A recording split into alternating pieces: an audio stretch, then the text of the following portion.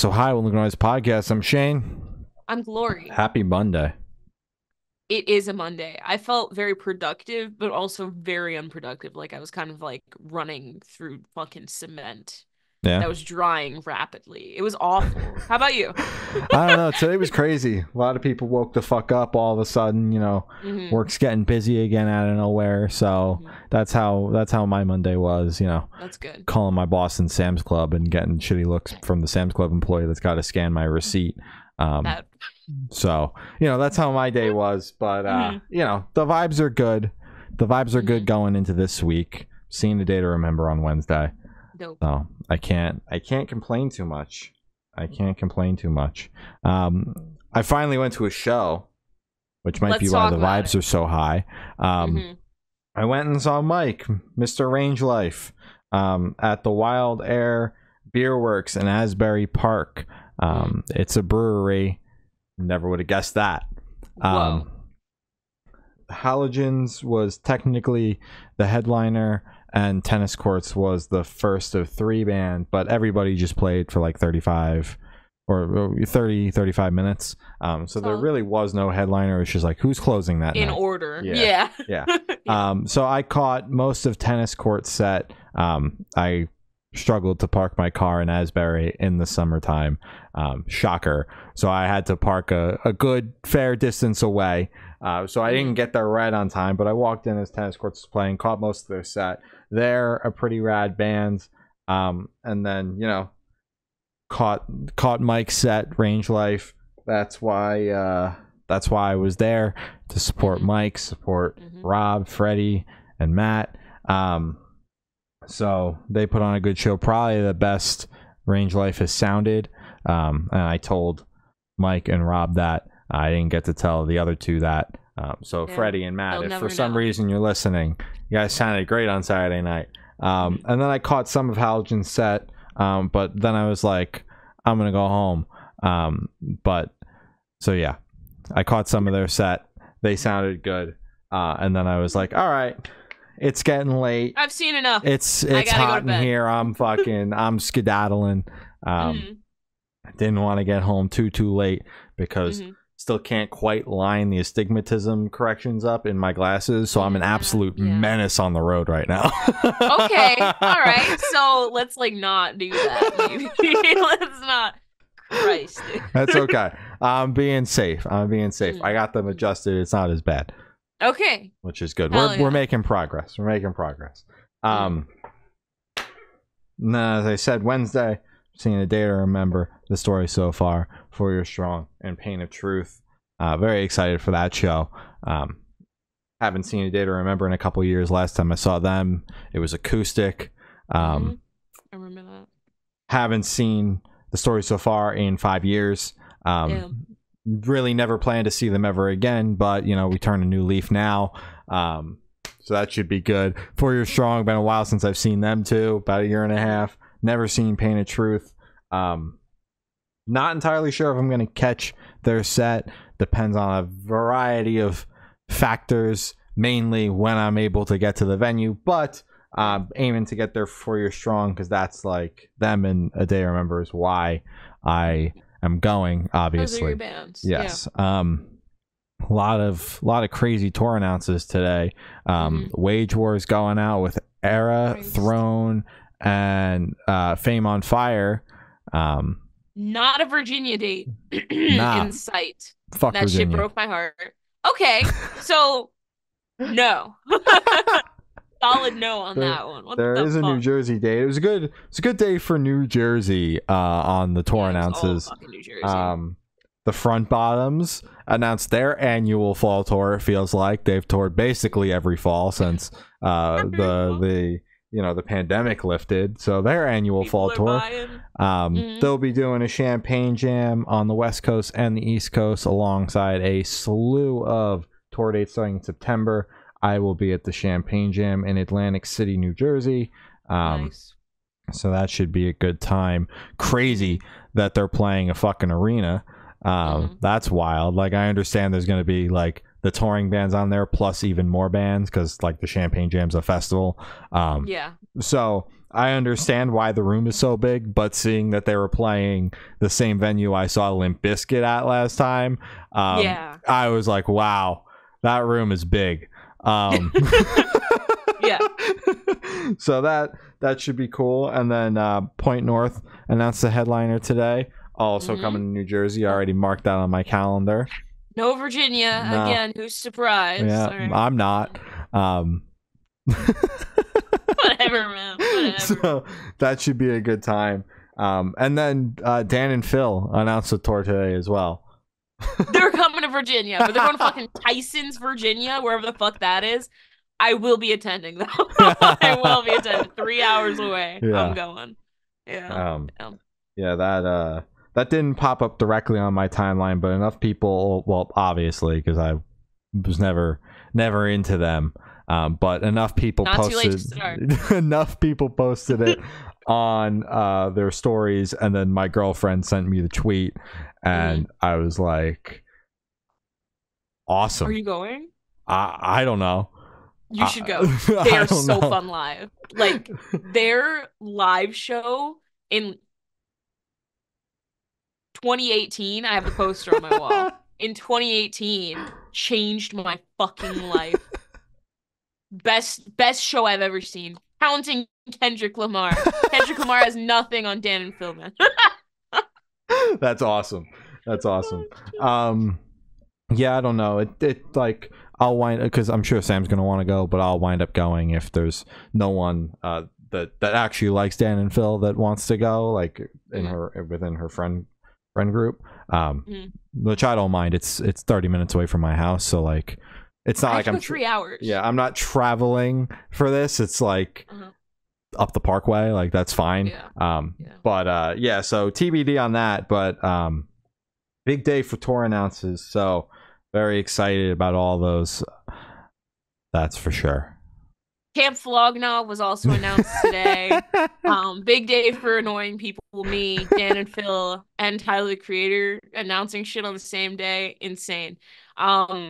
No, obviously the lineup, like most festivals, the lineup isn't announced yet. So unfortunately, I will be making a hefty investment, hoping and praying that the lineup is good. But every lineup since he's ever started has been fucking incredible. I'm hoping for the 10-year anniversary, he doesn't stop now. So yeah, I did send Gloria the press release to make sure she was still doing okay, and she said, I already signed up for pre-sale, and I'm like, good for you.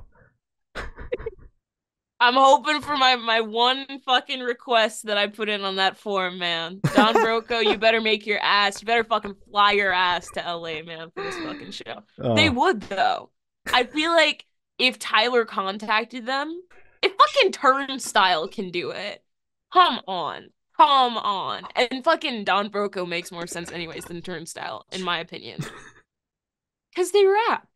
And it's a rap festival. It's majority rap. So come on, guys. Come on. You cracked me up with that. You're like, I hope they booked Don Broco. I requested them 5 times. So like, 5 times. Of course you did. Come on, of course you did. Well, I need them there. I hope the lineup is good, because I know you're going to be making the hefty investment. So good luck out there, soldier. I'm just like counting and kissing my money because I know in 3 days it's gonna be fucking gone. I'm gonna miss it. You know, you don't have to get so the VIP. The thing is, okay, last year I went without the VIP, right? Shit show. Miserable. Not like a shit show, but like festivals overall are shit shows. Yeah, right? every year. Every single festival, every year is a shit show, unless you have VIP. Because then you have that smaller fucking corral that they put you in. You have sections to actually sit down that aren't on hot pavement. You have like restrooms that have air conditioning. They give you like a completely different experience. So that's why I'm like, I think for the 10-year anniversary, for something this big and important to me, I feel like I have to get the VIP, or else I'm probably going to be a little unhappy there. So and I don't want to look back and be like, I should have fucking gotten the VIP. What you're telling me is you don't want to sweat your balls off the whole time, sit on hot pavement when you want to sit down, be in the herd of tens of thousands of people with no escape. Damn, that's crazy, dude. Dude, but you also get like, they give like giant fucking merch packages that are worth like $500. Yeah. With the tickets. Festivals don't do that. But this festival does. Like for the fucking super VIP, which I'm not getting, he gives you a carry-on LaFleur bag and a checked LaFleur bag. So like fucking hard case bags, shoes, custom shoes that you design, a fucking tin water bottle, a massive fucking bottle and shit.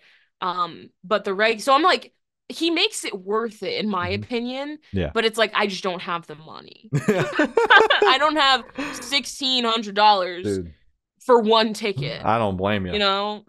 That's fucking, I'm not dropping that. That's ridiculous. I can't afford two of those. But if I had it though, that would be a different story. Yeah. I'd be like, man, why the fuck not? I'd be unhappy as hell though. I'd be so fucking pissed. Anyways, that's all I have to say. All right. Well, I hope it's a fucking blast. I hope you're able to secure the tickets. We'll see. It sold out in like 2 minutes last year. So a little stressful. And coming up for me next week, last minute trip to see Mother, Cave Town, and Meet Me at the Altar in Philly. Because Jill from Pollyanna got the last minute call. She's now filling in for guitar and Meet Me at the Altar. So I got the last minute plans to see that tour now. Jill's filling in for guitar for Meet Me at the Altar? Yeah. What happened to okay. Yeah, the guitarist just had to leave Tia. Had to leave the tour, and Jill got the call and started last night. She flew into Austin and now she's playing. That's kind of fucking awesome for Jill. Yeah, that's kind of awesome. Yeah, hell yeah, go Jill. Hope Tia's okay. Yeah, but fuck yeah, Jill. Deserved. Well deserved. Yeah. So it's a great opportunity. So yeah, that's I'll be going to that tour. I'm not sure. Yeah, definitely gonna be catching me at the Altar. But other than that, like I'll probably stick around for a little while, but I don't know if I'm gonna be catching full sets from, because like they flip flop every night, so like I might catch the full set of whoever's playing first but I don't know if I'll be catching the full set of whoever's closing that night, just because the tour isn't necessarily for me musically, and getting out of the venue that the show is at is a miserable experience every time. So the last thing I want to do is sit through an artist that is not necessarily my favorite and then also have to sit in an hour's worth of traffic because I stayed to watch them. I don't know about that. For no reason. Yeah, wise decision. Yeah. So but that should be fun. But we got some records to talk about, some singles as well. Wage War dropped their new album Stigma, and it's quickly climbing the album of the year ranks for me. I knew it. Wait, can I get my 2 words out? Because you've been, disclaimer, you've been listening to this album ever since we got the advance for it, which was long time ago. A long ass time ago. So you've had a lot more time to digest this album. I chose to listen to it when it came out, so I've not had as much time. I fucking loved the album. I thought it opened up well. I thought it closed incredibly well. The show is about to start is an incredible opener. Fun as fuck. I love it. And the closer is incredible. Nail 5 and Tombstone are still my favorite, which were singles, but again, I believe it's because familiarity. I've had more time with them, so it's kind of like my ears perk up when I hear them. But they're still incredible songs, so I don't think that changes anything. Great album, solid as fuck. I've seen some people receive it negatively.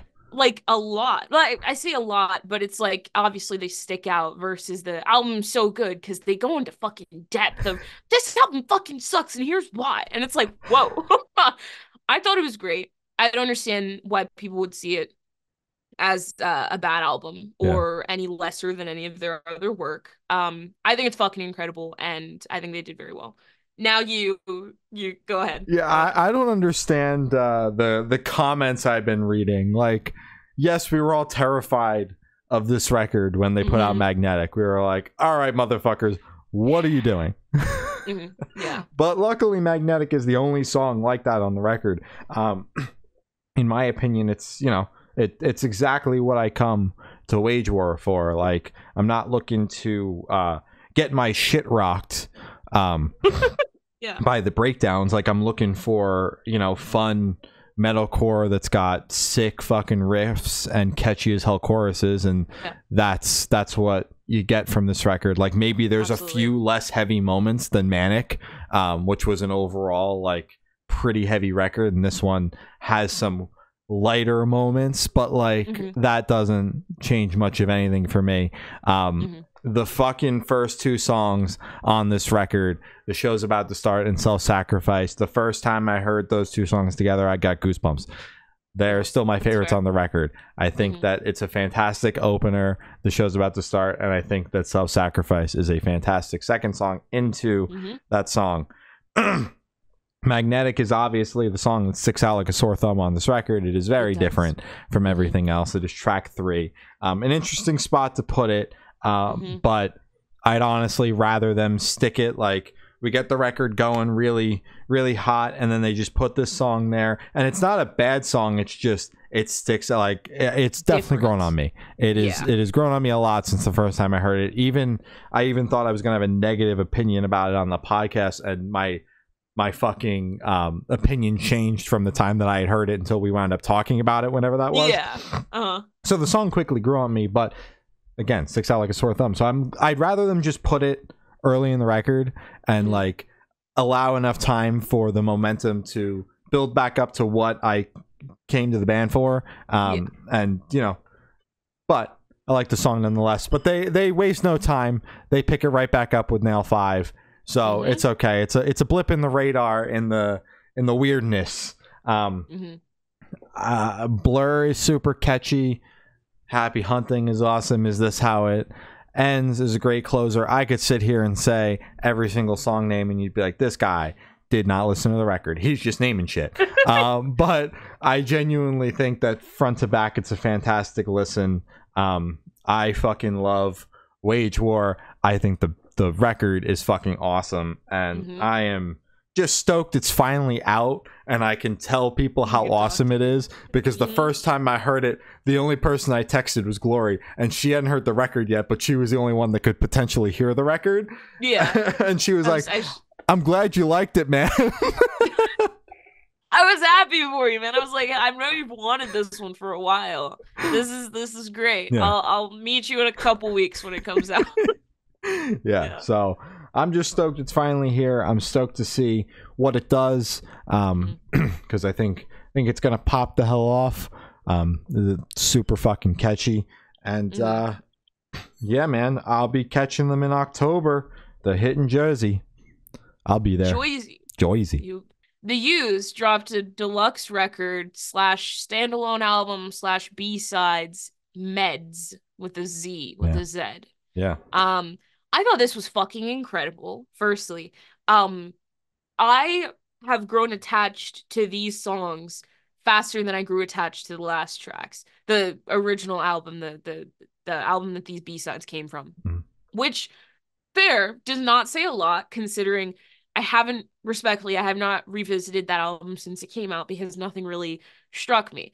I think when they released, I think it was People or Vomit was the one that they released before they started the rollout. We were both like, holy shit, this is going to be fucking crazy. And then they said, oh yeah, that's not on the album, by the way. So finally, to see People or Vomit having a little home on an album is incredible. I think just I was going to say just the 3-track runs, then I saw 4 and 5 and 6. It's a great fucking album. It's all fucking hits. Fuck You is incredible. People Are Vomit is incredible. As I just said, we both fucking loved that one. Title track is great. Um, honestly, fucking damn, all of them are great. I love The Used. Even though I don't listen to them, they're not in my rotation. I still have that respect and um fuck, what is it called? They're very the nostalgia for them. Because fucking Bert's vocals are just so they hold the power of just that era of music for me. So I hear his voice and immediately I'm like, yeah, okay, it's the 2000s again, isn't it, Bert? Huh. Huh. Great record. B-sides were awesome. I do prefer this record over the original, which is so it's usually like a 50-50 shot when we say that. Yeah. But yeah, that's my take. Yeah, I'm in a similar boat as you. I thought Toxic Positivity was a great record, but not something that I've really came back to since then. Didn't attach to it like I did Heartwork, which that record just blew me away. But it also came out in that that time at the start of the pandemic where like there was a shitload of free time and I was really able to digest the music that was coming out. So that's certainly part of it. But I'm gravitating towards the B-sides from the Toxic Positivity sessions faster than that record. I think it says something about the songwriting when two of the B-sides were put out as singles ahead of the record in promotion of the support tour they were going on before the record came out. I think that says something about how good those songs are, and quite frankly the songs just from that session entirely were, that two B-sides were out before a single song from the record was put out. It's fucking ridiculous. I wish this was Toxic Positivity. Yeah, genuinely, like I wish they just flip-flopped it. I would have been so much happier. And it makes more sense, because why the fuck would you put out two songs before an album roll out that are no correlation except for B-sides? Like, if anybody has any fucking idea why that happened, please let us know, because that confuses me to this day. So curious. Yeah, but Fuck You and People Are Vomit are the songs that were singles ahead of time, and then Meds was the single, when they announced that this was coming out. People Are Vomit is probably one of my favorite Used songs, hands down. That fucking song is crazy. Absolutely, yes. Yeah, that song's fucking awesome. Depression Personified and Terrified are my two other favorites off of this record. But overall, just fucking awesome. And certainly interesting that these are the B-sides, but I'm not going to complain because they're finally here. We got to hear them. Fuck You and People Are Vomit are on a record, and hey man, more the Used is usually not a bad thing. So I can't complain about a whole ass second record a year after the last one came out, even if it's technically not a full record. It's a fucking record. It's 9 tracks. That's an album. Yeah, that's a fucking album. Come on. And it has a whole new name. It's like they're not even trying. Come on. Yeah, it's a record. They're marketing it as, B-sides, but it starts to become a full record when it's 10 songs and it's got its own name. Yeah, it's almost there. It's missing one song, dude. So just go on, Bert. Toss one track on there. So yeah, overall I enjoyed it. I'm very excited to see them in a couple of weeks. The set list is fucking crazy. And that'll be my first time officially seeing the Used headline. Every time I've seen them, they've either been a festival headliner, a co-headliner, or direct support. And this will now be my third time seeing them on the Stone Pony Summer stage, and they've went from supporting to co-headlining, and now they're headlining. It's about time. We're finally getting there. Finally. I mean, 20 years in. Yep. We made it, guys. Yes, sir. That's fucking ridiculous. They should have. I'm happy. I mean, it's better late than never. Yeah, and it's a big room. It's 5,000 people. So, but it's just I've seen them there a bunch now. But I still remain cautiously optimistic, because when I saw them open for Rise Against, I almost swore to never see them again, and then they were fantastic with Pierce the Veil, but the set was cut short. So I'm hoping that Bert does not let the intrusive thoughts win too many times, and that the show goes on, because it is 20 songs long, and I'd like to hear all 20 songs. Yeah, come on, Bert. Come on, Bert. You can yap another time, man. Yap, but make sure, like, let's get the songs going, you know? Exactly, like 20 seconds in between songs. That's what I give you. 10. Yeah. The Dangerous Summer dropped a new album, Gravity. We talked to AJ from Dangerous Summer. It is out now. It came out this past Friday on album release day. So you can go watch that. It was a good chat. We had a good time with AJ. Second time having the Dangerous Summer on the pod. This record is fucking awesome. Yes. And I said this in the interview, the emotion that comes through on this record is not something that I get every day from like more of a traditional rock record. I get it a lot more from, you know, some of my favorite metalcore bands and the heavier side of music, but not typically something that I really get from just like a, you know, rock, alt rock, whatever kind of record. But like what really made it, like, sold it for me was on the first listen towards the end of the record, Clouds in My Eyes. Like, just the vocal performance on that song had me like shocked. Like, I was blown the fuck away. And then listening through it the second time, I was picking up on it on the rest of the record, and I'm like, God damn, AJ, you crushed the vocal performance on this record. Clouds in My Eyes is easily my favorite. I honestly really enjoy the last 3 tracks on the record. Into the Stratosphere is one that grew on me. The first time I heard it, I was like, this is cool. And then, you know, I kept listening through the record, and that's a song that's really grown on me. But overall, I really like this record. Turning Love into War is another song that I really like, for the same reason that I like Clouds in My Eyes, the vocal performance. I just think overall this is the best I've heard AJ in a minute. So I just want to make sure that is commended when talking about the record. Flowers where flowers are due. Yeah. I think this record is also incredible. I think they released it at the perfect time of the year, right at the beginning of summer. They finally released a fucking summer record. It's awesome. Well worth the wait.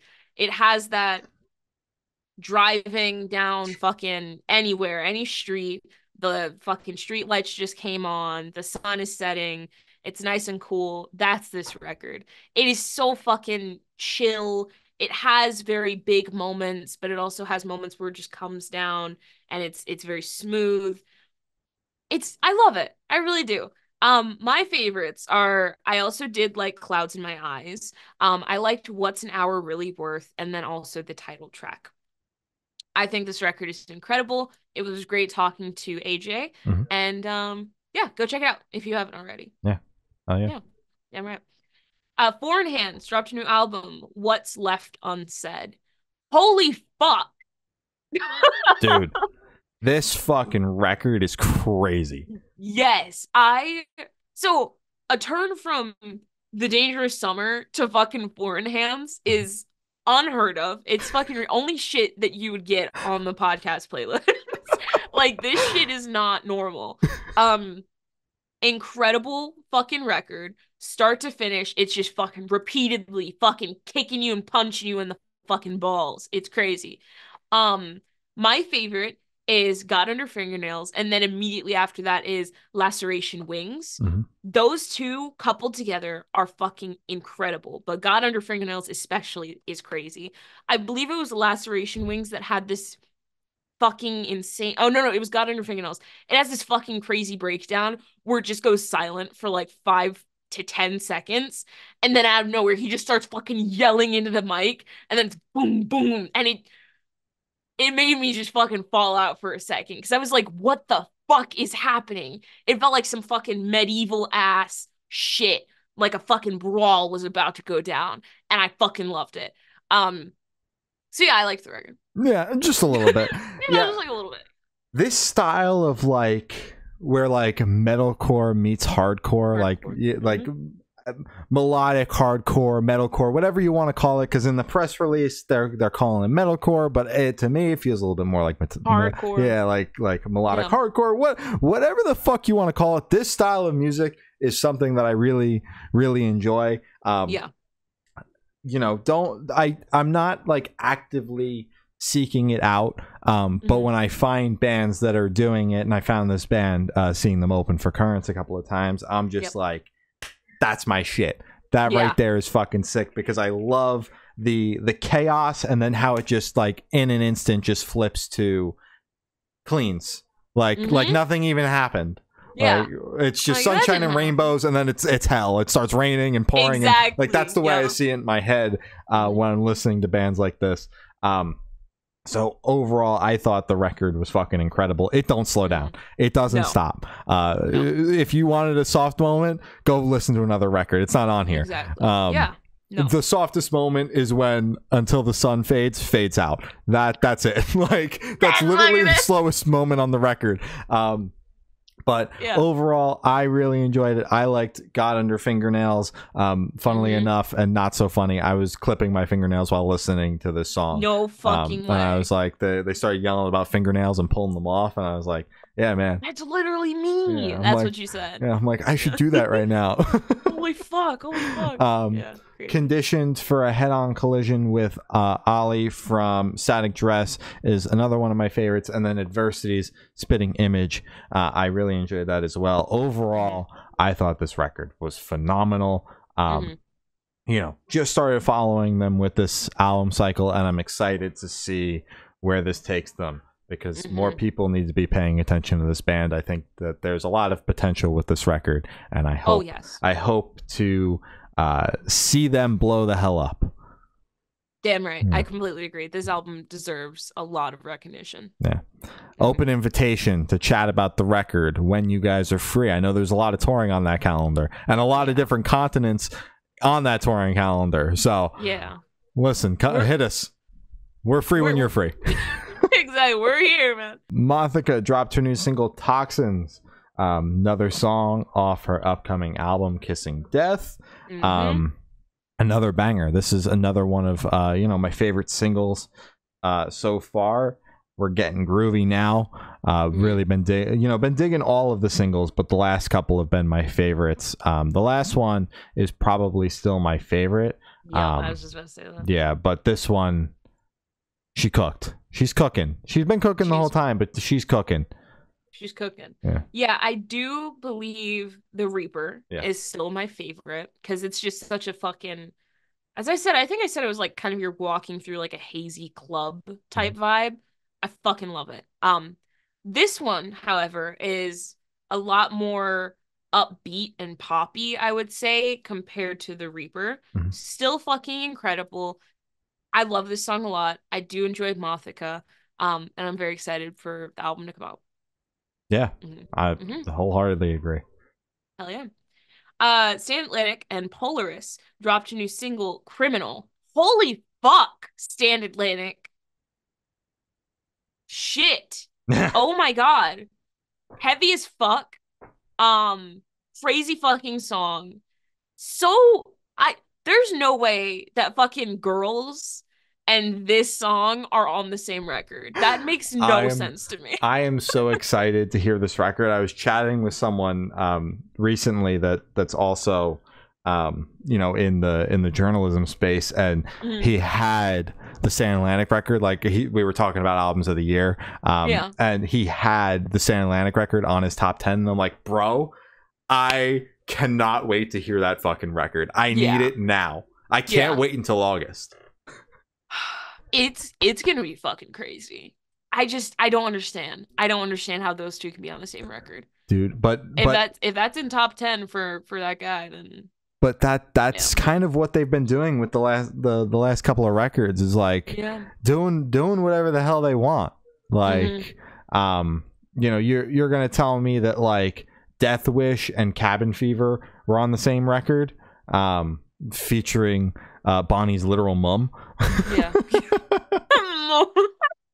Like, so they've just been it's been getting progressively heavier and more chaotic, and I expected the record with literal blood on the cover art to be crazy. Maybe a little heavier. Yeah, my favorite part of this song is that it gets heavy, the breakdown starts, and then the dude from Polaris just comes in and literally screams ah and that's it. I'm like, that is fucking sick. Like, it's I'm like, where is he, and then the breakdown comes in and he just starts screaming his head off. Yeah. It's like, it's iconic, dude. I love that. But yeah, overall I enjoy this song a lot. I'm very excited for this album. I'm excited to see them on the summer school tour. And yeah, I need this album, presumably need it in my veins, but I haven't heard it yet. I'm just assuming I need this album injected into me. Exactly, yeah. I mean, it's safe to assume. It's safe to assume. I've enjoyed the last 2 records. I've enjoyed most of the singles thus far. I'm going to just go out on a limb and say they made another banger of a record, but 100%. I wouldn't know yet. I haven't heard it. You guys could prove it, though. Yeah. Send it to us. goodnoisepodcast@gmail.com. Yeah, we could use the record for scientific purposes.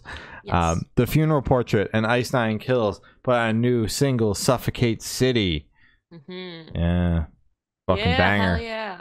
I love The Funeral Portrait, and I dabble with Ice Nine Kills. I do. I like Ice Nine Kills. You like Ice Nine Kills, yada yada yada, blah blah blah. I'm so happy that this song is finally out. I kind of assumed that they were going to do something together when The Funeral Portrait performed at Silver Scream Con last year, and just how tight it seemed The Funeral Portrait was with Ice Nine Kills, Spencer included. Ricky, fucking Miles, just that entire circle. They seemed really tight. Happy it's out. The song is great. I fucking love the last song though. You're So Ugly When You Cry. Yeah, that song I'm a little more attached to. I think this one's great. I think it's gonna grow on me a lot more. It didn't hit me as earwormy as You're So Ugly When You Cry did, unfortunately. It's still fucking huge for them. Fucking Ink, and it got debuted on fucking Octane, I'm pretty sure. Yeah, I heard it on Octane before I listened to it.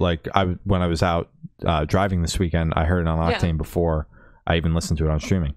Exactly. So it's a huge song for them. So I'm very excited to see what happens once this kind of blows up. And I mean, it's already blowing up. I think it already hit 100,000 fucking streams or something in the first 2 days from Sunday. Yesterday. That was a fucking weird ass way to say that. I don't know what's going on. I like the song. I enjoyed it. Awesome for them. Proud of them. Happy for them. All that stuff. Yeah, the song's a fucking banger. The features that have been on the last couple of singles have been absolutely bonkers. Bert from The Used and Spencer from Ice Nine Kills. Getting me very excited for hopefully an album. They've got a pretty massive tour coming up, supporting Five Finger Death Punch, and I just think that it would be silly if there was an album to support with that. Silly. Yeah, it would be kind of funny. So getting me excited at the possibility of that. But I enjoyed this song. I think that the vibe of this song fits Spencer and his vocal techniques very well in the way that he sings and his vibe. And that's one thing that we spent a lot of time listening to a lot of Spencer features because he was doing a lot at one point. He was cranking them out. It was like every week there was a new Spencer from Ice Nine Kills feature on the playlist. And one thing that most of those songs had in common was that they all kind of matched Spencer's vibe. So that's one thing that I can respect from Spencer when he does a feature, is like, he's staying within his artistic integrity and that the song is probably going to be a ripper. So I'm fucking excited. I'm stoked to see where this band goes. Except for that one fucking country song that he did. Do you remember that shit? Yes, I do. Was it bad? questionable. It was questionable. Yeah. Spencer surprisingly sounded really good on it, though. Yes, I remember. So I don't know if it's Spencer picking features very well and knowing what he could do, or if Spencer's just that versatile, where he could just do Well, he is that versatile because like then he hopped on a fucking Bayside song, and like he fucking do that shit. He was doing a little bit of everything. Like every week, the vibe that he portrayed was similar, but the vibe of the song was different. But every time you were like, "Nah, wait a minute, that worked." It works. It's like fucking Ollie Sykes. Yeah. When he did that one fucking Pop metal song. feature, Yeah. And then the pop song. Yeah, it was just so, that was a weird summer. That was really weird. Yeah. Yeah. I was biking to Ollie Sykes on a fucking pop track, like a bubblegum pop track. I was like, what is life right now? Damn. It's fucking Spencer Charnas getting on a bubblegum pop track. That's what I need. 4 Years Strong dropped a new single, Aftermath/Afterthought. I thought this song was good. Mm-hmm. I do prefer the last 2 sets of songs that they released before this, but I thought this was still good. It didn't necessarily feel like a single to me. Mm-hmm. It didn't have that kind of earworm, that kind of thing that people look for when they're picking singles. Again, it has potential to grow on me because I really did like those last 2 songs. Mm-hmm. So I'm probably gonna fucking play those 2 to death and then go, all right, it's time to move on to the other one and then play that one to death. So I enjoyed it. I liked it a lot. I'm very excited for this album. Yeah. I like this song. I've been jamming Uncooked a lot recently. That's in the Octane test drive, so I heard that one on the radio this weekend as well, and I was like, I like that song. As if I hadn't been listening to it all week prepping for the show on Wednesday.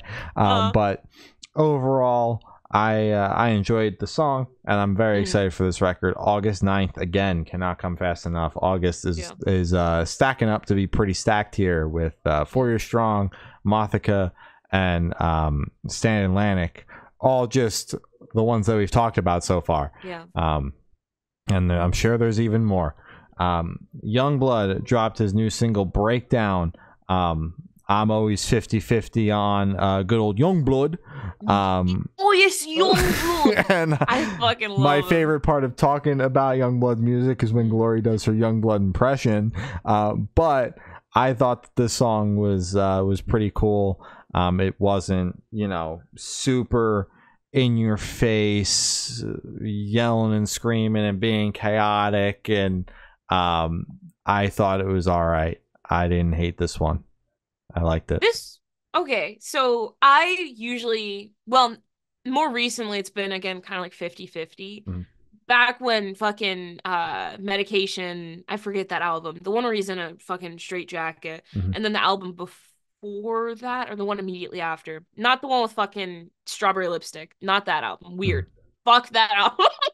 Fuck that album. This song is interesting to me. It's so, it feels like a layer was missing.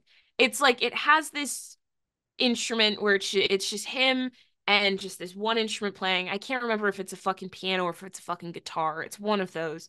And it's him singing, and I'm like, okay, cool. And then fucking out of nowhere, a fucking Pink Pantheress ass beat comes in, like a Powerpuff Girls ass beat. And just, he doesn't change how he's delivering his stuff. It's just like they just plopped a layer on there and just said, that's fine. There was no fading in. I feel like another layer should have been added to that to make it make sense, because to me it just felt like it was so out of place because his flow didn't change. He was still doing something very laid back, but then you have this very hyper pop beat come in. So I was like, what? Okay, whatever. I mean, it was interesting to listen to because I've listened to it like 5 times now to try and figure out, like, did I miss something? Do I always zone out at this one part? No, apparently not. And then he starts kind of like doing like a spoken word, almost little rap at the end, which was kind of strange because it felt like it felt like that part of a movie where it's like this guy is just fucking like talking to the youths and he's like, we're gonna fucking fix everything. Like it and it was just such a strange placement for me. So I just think the arrangement of the song was weird. I thought the song overall was fine. Topic wise, I know it's covering something very heavy for him. So I'm not talking about that. I'm just talking literally just the delivery of it. Yeah. Um, it was just strange to me. Different for him though. So Yeah. fucking out of left field. So I understand why, Yeah, you because liked it. I'm Yeah. always like, oh fuck, Youngblood's being Youngblood, and you know, obviously, I never have a problem with the message. It's never my Oh yeah. problem. My problem is simply trying to get through the song, instrumentally, and the way the That was the vocals are curse of delivered. young blood. Yeah, Just kidding. Youngblood got me for saying He I don't got like you. his song. Exactly. Yeah. But you know, respect what he stands for and what he does, and he actually puts his money where his mouth is in that sense. Absolutely. But yeah, I like this one because it is out of left field for him. It's not that fucking chaotic ass shit where it's like then they put too many layers on it and then it starts to get weird. And then he's just like, "Oh yeah, it's on blood," and I'm just like, Youngblood, get "Fuck, fucking shut crazy." Oh, up!" I didn't have that poor this time. Youngblood. Yeah, I think I was missing that this time. I was like, "What happened to Youngblood?" Damn. He was still British, so True. Good. Thank God. Oh, I was getting worried for a second. Um, Paris and Lights dropped a new single, "The Blob." Oh, this was fine. I don't Yeah. really have anything notable to say. Yeah, so this is off of like an upcoming mixtape, which was announced that it's coming out this summer. It's called Filth, Filth, but it's got dots, so that's why it's spelled out. Oh, But okay. yeah, obviously I'm not just spelling filth, What the but that fuck? it's spelled out with the dots in between, but it's Yeah. filth. Mhm. So you know it's been like an interesting project, like, and that's probably why it's called a mixtape, because like the last record had a vision and like Yeah. stuck pretty damn close to that, whereas each single has just been like boop boop and just like Doing something fun over here. yep, doing something fun and has had a bunch of features on it, which is cool, and I hope that continues. I liked this, like my favorite has probably been the single that was actually no, it was Burn the Witch was my favorite, because that was like kind of what I expected. You know, as like I thought that this was just going to be like a continuation of Evergreen, and I thought that, you know, Burn the Witch made sense, a little bit different, but made sense. And then Oil and Water was a little out of left field, and I'm like, all right, what the fuck are we going on here? And then this is like the middle ground of the weirdness and also kind of what I want. So I liked it. First listen, I was like, what the fuck? But I tend to have that with Paris, where it's not like the first listen. Like there were a couple of songs, Goddess in particular on the last record, where like I heard it the first time and I was like, oh shit. And it's always the singles. Once I'm sold on the singles, the project I'm in for, like Evergreen first listen, I was like, this is fucking fantastic. But you know, I'm cautiously optimistic, because I was so confused on how I was going to feel about the last record, and then came away with it one of my favorites of last year, that I'm just going to say, Lynn Gunn, do whatever the fuck you want. I trust you. I trust the vision, and I'm here for the ride. I liked the song. It was the balance of the weird, but also what I expect. But Burn the Witch, all of that was to say, Burn the Witch is still my favorite so far, but I liked the song as well. Cautiously optimistic. Yeah. Damn right. All right. Yeah. Hot Mulligan dropped their new single, and Eric Sparrow and the Life of Him. Always like their song titles. I had to fucking reread it like 3 times when I was writing, because I was like, is this right? I liked this song, but I didn't love it. I think it was good. You know, I can connect with this song easier than their last single, because they've dropped like what, 2 before this one? This is the second one. The first one was Stickers of Brian. Stickers, yeah. This one I feel like is a step up. I prefer this one over the last one. But yeah, it's nothing that is like fucking crazy yet. that has been like, holy shit, what's Hot Mulligan doing? It's nothing that would like catch my attention. Yeah. But it was good though. I liked it. It's Hot Mulligan. You know, you get what you get. Yeah, I enjoyed it. But I'm not sure what these singles mean. You know, like they've been touring nonstop since the record came out, so I can't imagine a new record's coming.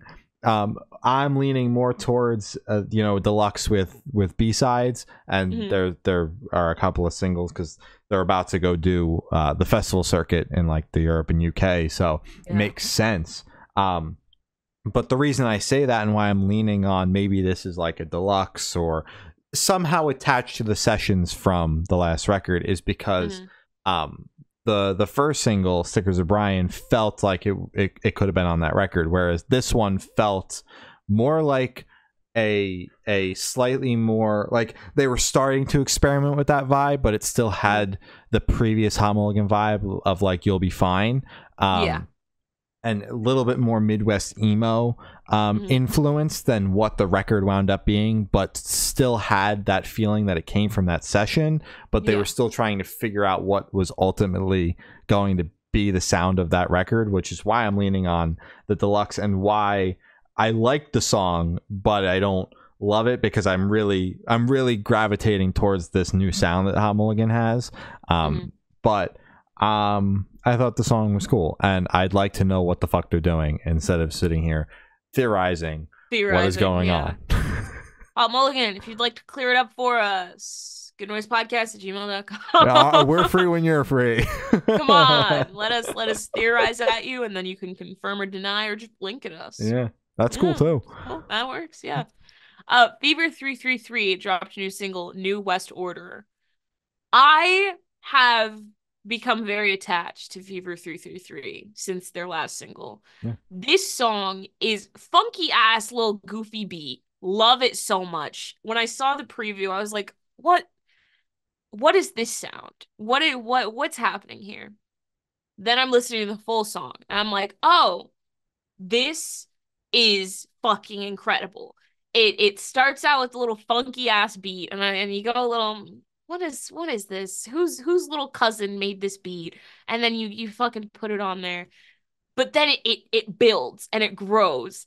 And then the fucking vocals come in. And then it fucking gets huge. And it's fucking loud and it's big. And I'm like, damn, I gotta see this fucking band live. Still I one love of the craziest shows.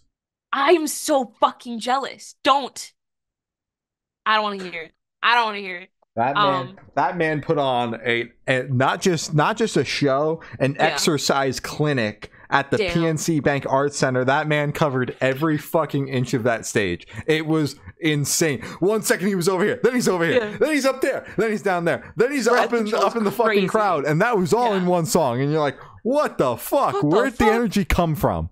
I know the cameramen like fucking hate it. Yeah, no, I thought the song was cool. I think Fever 333 is a fantastic band. You know, they're able to capture the chaos and then just spit it back out at you 10 times as crazy live. Oh yeah. I'm patiently waiting for what is hopefully a record or something, because we've been getting a bunch of new music from them with no clear what's this going to be. So hoping for some clarification on that in the future, and maybe another tour where he can run circles around me in the venue. That would be pretty cool. That'd be so dope. Yeah, let's make it happen. Fever 333, let's schedule it. goodnoisepodcast@gmail.com. Amberlynn and Maddie Mullins dropped a new single, Walk Alone. Now Maddie Mullins is now the touring vocalist of Amberlynn. The crazy so Steven, the vocalist of the band of the past 20 some odd years, has stepped back from touring. He's still doing the studio stuff, at least as per the last announcement, and he was also in the press release as like one of the members in the band. So he's still in the band. But I think it makes sense to, and they announced a new record. It comes out in August, but I think it makes sense to put Maddie at least on one song, because, you know, he's going to be performing live with the band now, at least for the foreseeable future. So I thought it made sense. You know, he's in the press photos. They got press photos with him. But I think it's cool. I'm happy to see Maddie doing more because, you know, he's had Memphis Mayfire, and that's been the baby. That's been the project. And then, you know, Matty Mullins went ahead and did his own thing, and he was doing country. And no offense, I ain't listening to that shit. Now we're kind of in the middle ground where we've got Maddie's been singing in Memphis Mayfire. There's a whole record of Memphis Mayfire singing and Matty Mullins singing over Memphis Mayfire riffs if you want that shit. I personally really like that record. That's how I found the band. A lot of people don't like that record. That's why they were so heavy and so metalcore on the last one. Yeah. But I feel like this is a nice middle ground because I really like Matty Mullins' singing voice. I do. So I think that this band is perfect for that because there was a lot of time for Matty Mullins to shine and let the and not just be screaming his head off. Although I think he sounds great when he's doing it. Don't stop that. Yes, don't stop that. But I also like this side. So I'm hoping, you know, obviously hoping that the original vocalist still gets to be on the project, obviously, because that's how it was originally announced. And at one point I was like, is Maddie ever going to start touring with the band? Because like he was announced and then he wasn't touring with them, but now they're out on that massive Hawthorne Heights tour, which I believe they're doing the whole fucking thing, which holy shit, that's a lot of shows. There's like 50 shows on that goddamn tour. Holy shit. Okay. So now he's out there with them, hence the single announced and the album announced. But I thought the song was cool. I'm excited to see what else comes out of this, and you know where else he fills in the studio stuff. Hell yeah, I really liked this song. I thought it was very big. It felt like something you would sing in fucking arenas and amphitheaters and shit like that. Loved it a lot.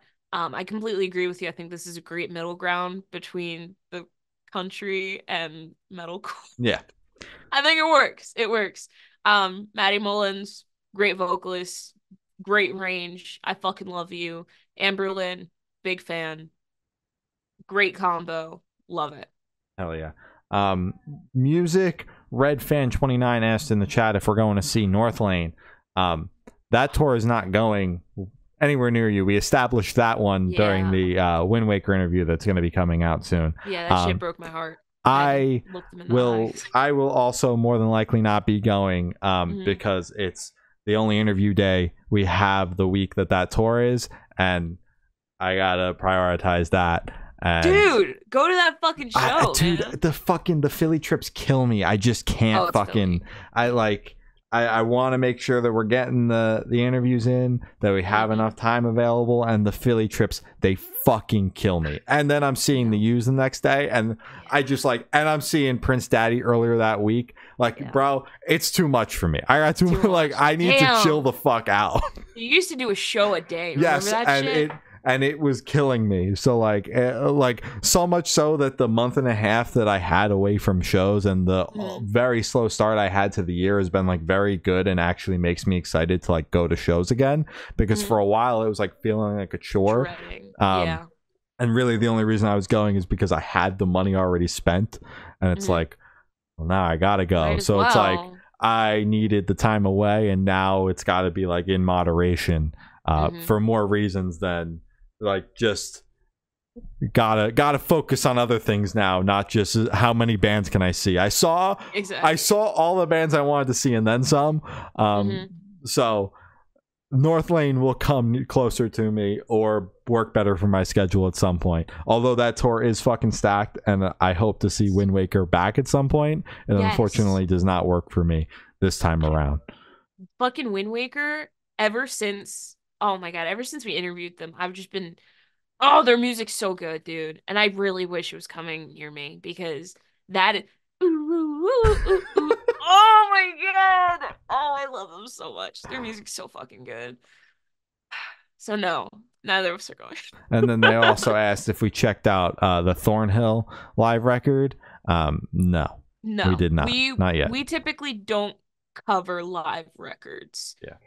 Unless I think we covered the fucking Water Parks record, and then We covered the partial live record that Bad Omens recently released, but that was only because it was packaged with some B-sides and some remixed tracks. Do you know how that they long did. we spent talking about the Bad Omens record? Wasn't that like 20 minutes? Yeah, I was cutting up the clip. Ridiculous. I'm like, why did we spend so much time on this to basically come away with we didn't like most of it? The entire thing was, yeah, no, I didn't like that either, but let's talk about it. I was like, I didn't realize how fucking long we talked about it. I thought it was like maybe 8 minutes. And then when I looked to do the thumbnail for it, I was like, 20 minutes? Jesus fuck. Holy shit. We're just passionate, man. Much to say. When we really fucking hate something, we will. It's not even like we hated it. It was just like we liked one, like we liked the songs. We enjoyed the songs, and then we just spent so much time talking about how disappointed we were about the singles, and then I spent way too much time talking about the live tracks and how awesome they were. And I was just like, yeah, they were live tracks for sure. Yeah, man. Like, I'm glad you got that out of that, but I got absolutely none of what you just said. Because looking back at it, it was, apart from the live tracks, for me, because I'm not really a live track person, I liked most of the new songs. The remixes, as you said, that was what we were talking about the entire time, because we were just fucking upset. The 1,000 Below shit still just upsets me, because I'm like, no way you're going to put their name on it, and then it's nothing. Whatever. Oh my god, I'm sorry. And they said they liked your Harry Styles album in the back. Oh, thank you. I got a little fine line back there. Nice. You painted that one? Right. Damn right. Damn right I did. Yeah. 2020 was a time. Yeah. Future Palace dropped a new single, Dream State. Fucking banger, man. I'm very excited for this album. Absolutely. I do fuck with some Future Palace. I'm very excited. And keep your eyes peeled. Peel them like a banana. Yeah. Movements dropped a new single, Afraid to Die. I saw a tweet that said the Besties were fighting, and it was the Movement song, and then the Grayscale Not Afraid to Die song, and I was like, that's a good one. You cooked with that. Oh my goodness. They're not even remotely close. They're not even remotely close. I was gonna be like, let's get some beef going on in fucking rock now. Hell yeah. I got my rap shit covered. Now let's get rock covered. Yeah. I thought this song was cool. I'm assuming, because again, another band that's been on tour since the last record came out, since Ruckus came out, I'm assuming a deluxe album of some sort, but you never know. There's no info about much of anything other than the songs out, and there's a similar font on the cover art for the single as the Ruckus cover art. So that makes me put two and two together, but again, we know nothing. A lot of theorizing today, hypothesizing. We're out of the loop this time. It's kind of weird. Well, there's just like it's a lot of like, now we're starting the cycles again, and now it's like trying to figure out what the cycles are. Like, we kind of refreshed. It was a slow period for a little bit there, and now we're starting things over again. You know, we're going to be getting all the fall album announcements soon. So, you know, a lot of theorizing in that time period leading up to that. I like the song though. Hell yeah. Great song. Liked it a lot. I like this band. Thumbs up. Hell yeah. Harper dropped a new single, Bird in a Cage.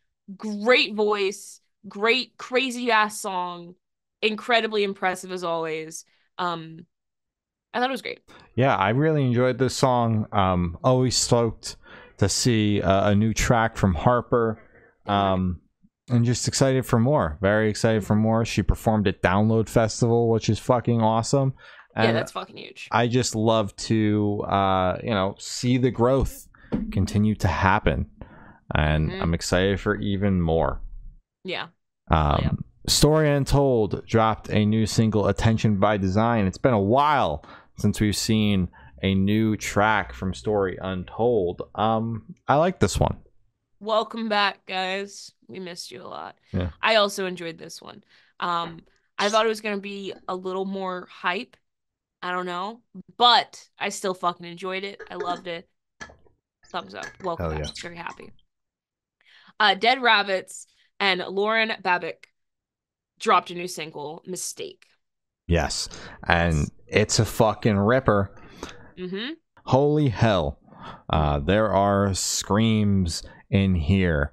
Yes. He sounds great. The song's great. Lauren crushes her part as well. It was super cool to see her Instagram post about the song and how much it meant to her to finally get to work with Craig.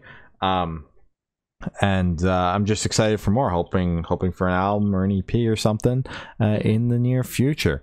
And for our last topic of discussion, Daisy Grenade dropped their new single Hypocrite, and they've been teasing this song for a while, and I would just like to say the chorus has been stuck in my head since then, and I watched the music video the morning this song came out because I was like, that's enough, I need to hear it now. And it was great. Yes. I fucking love this song. Daisy Grenade, the band that you are, incredible. It's just such a catchy song. It made my foot fucking bounce. I love it. And I hope there's more after this because it's been a while since Daisy Grenade has dropped something. 2022? Well, no, they put out Liquor and Kerosene at the top of this year. Really? Yeah, in February. And I was talking full length. Yeah, sorry. Yeah, I was talking like an actual thing. Yeah. Okay. It's been a while, but they're also playing When We Were Young with no full length record out. They got a couple EPs. So again, crazy assumption, but there might be an album this fall. No. Dude, that's insane. I know. That's actually crazy. Why would you say that? Dude, I'm sorry. I'm getting crazy over here. I'm just you're theorizing too much over there. I'm getting bonkers. That's your third one tonight. Yeah, I'm sorry, man. I'm just getting a little cuckoo bananas, you know? Yeah. A couple of more chats here from Music Red Fan 29. They enjoyed the interview with Jacob from Thornhill and said that the favorite part was that we've never been to a Buc-ee's. It's not from I really haven't traveled outside of New Jersey, like although I passed by a Buc-ee's once. Although bro, going to Scranton for the Motionless in White tour or the show.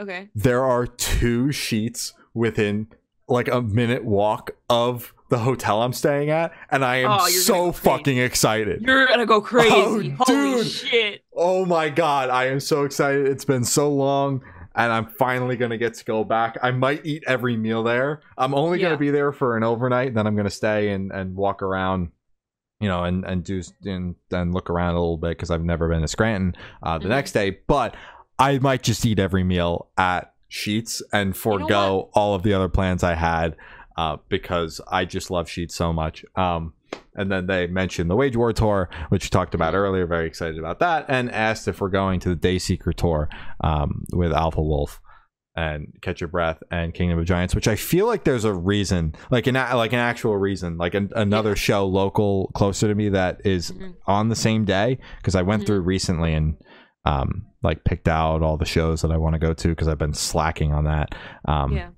because the fall's starting to fill up, and I think there's a reason I can't go to that. I can't remember what show is in like instead of that, but yeah, I don't think I'm going to that one either. There was a reason, because I remember you told me and I went boo. I think it's Asking Alexandria. And Memphis Mayfire and The Word Alive, because those are both in October, like around the same time, and I just love Dayseeker, love Alpha Wolf, love Catch Your Breath. That new record has been on repeat for me. Incredible. But I like that tour a lot more. You do. Yeah, and it's the opposite for me. I'm considering going to I think it's the Baltimore show, because that's the closest one, but I don't think I'm able to pull it off. But it's in talks. But do I think it's gonna go through? Probably not. I want to, though, because I fucking love Alpha Wolf. Their live performance changed my life because I was a little bit away from the pit, so I was actually able to enjoy it. But damn, that pit was a little crazy. Yeah, a little too kooky for me. Yeah. Well, that's all the topics we have today. You can follow us on Twitter. It's good_noise_cast. Instagram is Good Noise Podcast. Facebook is Good Noise Pod. TikTok is Good Noise Podcast. YouTube, Good Noise Podcast.